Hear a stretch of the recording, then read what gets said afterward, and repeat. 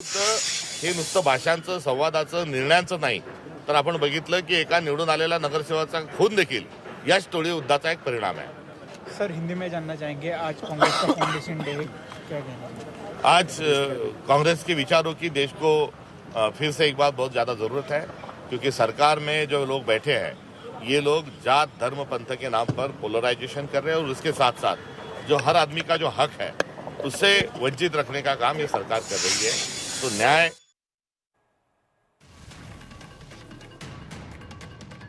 तर संयुक्त पत्रकार परिषद होण्याची शक्यता आहे आणि यामध्ये युती संदर्भातली घोषणा होण्याची माहिती मिळते।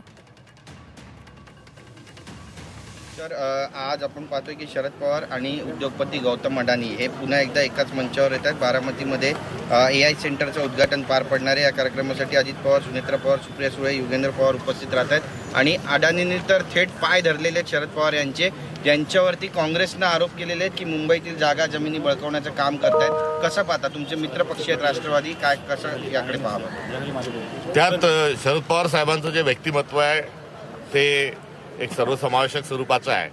देशाचे जे पंतप्रधान आहे तेही शरद पवार साहेबांचं बोट धरून हे राजकारणात पुढे आले असं त्यांचंच वक्तव्य होतं। तर बोट धरून नरेंद्र मोदी गेले, पुढे गेले, तसंच पाया पडून अडाणी गेले असावेत असा त्याचा अर्थ आहे।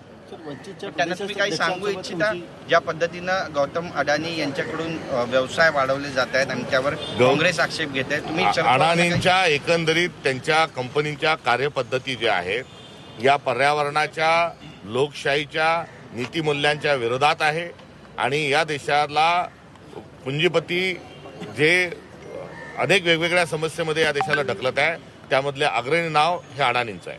तर वंचित सोबत आता काही वेळातच तुमची संयुक्त पत्रकार परिषद होणार आहे, युतीची घोषणा होणार, काय काय सांगायचं? सदर पत्रकार परिषदेतच बोलू, मात्र अनेक दिवसांपासून वंचित सोबत आमची चर्चा जी सुरू होती ती आता निर्णायक टप्प्यामध्ये आलेली आहे। संजय राऊत म्हणतायत की आम्ही काँग्रेसला प्रस्ताव दिलेला आणि काँग्रेस आंबेडकरांच्या युतीचं स्वागत करतो, काँग्रेसला हव्या असलेल्या जागा आम्ही द्यायला तयार होतो। या विधानाकडे नेमकं कसं पाहायचं? आम्ही सन्मानपूर्वक पाहतो, हव्या तेवढ्या ते द्यायला तयार होते, मात्र हव्या तेवढ्या आम्हाला हव्या होत्या आणि ही कार्यकर्त्यांची निवडणूक आहे, त्यामध्ये त्या एकंदरीत आम्ही आलो असतो तर कार्यकर्त्यांचं नुकसान झालं असतं आणि सर्वांना कार्यकर्त्यांना लढण्याची इच्छा आहे। त्या अनुषंगानं आम्ही हा युती तोडण्याच्या अनुषंगानं कुठलाही निर्णय घेतलेला नाही। ही एक राजकीय अपरिहार्यता जी होती की कार्यकर्त्यांना न्याय दिला पाहिजे, त्या अनुषंगानं आम्ही अत्यंत सविनयपूर्वक स्वबळावर लढण्याचा निर्णय हा घेतला। प्रकाश आंबेडकर यांना ही युती मान्य आहे का असं तुम्ही त्यांना विचारा, असं संजय राऊत विचारतायत।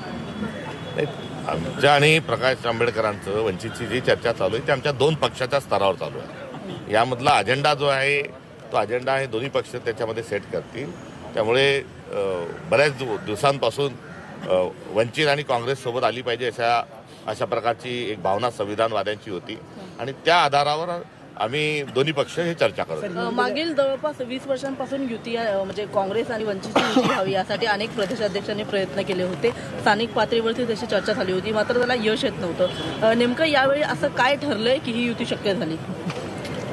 नेमकेपणाने मी ते सांगणार नाही, म्हणजे किंवा मला सांगता येणार नाही, मात्र कुठेतरी सकारात्मक प्रतिसाद एक वातावरण तयार झालं आणि त्यातून ही आघाडी आता एकदम निर्णायकपणापर्यंत आलेली आहे याचा निश्चित स्वरूपामध्ये आनंद आणि समाधान आहे। दोन डाकरे बंधू एकत्र आल्याने बराच मोठा वर्ग जसा खुश झाला तसं परमपूज्य डॉक्टर बाबासाहेब आंबेडकरांचे आडनाव सकपाळ होतं आणि आज योगायोगाने मी देखील सककाळ आहे, त्यामुळे आम्ही दोन सककाळ हे एकत्र येत असल्याच्या अनुषंगानं देखील संविधानवादी जे खुश झाल्याशिवाय राहणार नाही। नक्कीच सर, अजित पवार आणि एकनाथ शिंदे यांच्या पक्षामध्ये कुठेतरी धुसफूस आणि ती आता चव्हाट्यावर येते असं दिसतंय का? कारण अजित पवार म्हणतात की बारामतीतील सुशोभीकरणाच्या कामाची ठाण्यातील नागरिक कौतुक करतात, ठाणे शहरातही अशीच चांगली कामं व्हायला हवीत। मध्यंतरीच्या काळामध्ये तर ठाण्याकडे मुख्यमंत्री पद सुद्धा होतं। मी अनेक दिवसांपासून या सरकारला गँग ऑफ ट्रिपल इंजिन सरकार म्हणतोय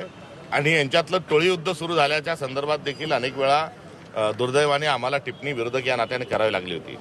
हे देखील त्यातलंच एक उदाहरण आहे। मात्र टोळी युद्ध हे नुसतं भाषांचं, संवादाचं, निर्णयांचं नाही तर आपण बघितलं की एका निवडून आलेल्या नगरसेवकाचा खून देखील याच टोळी युद्धाचा एक परिणाम आहे। सर हिंदी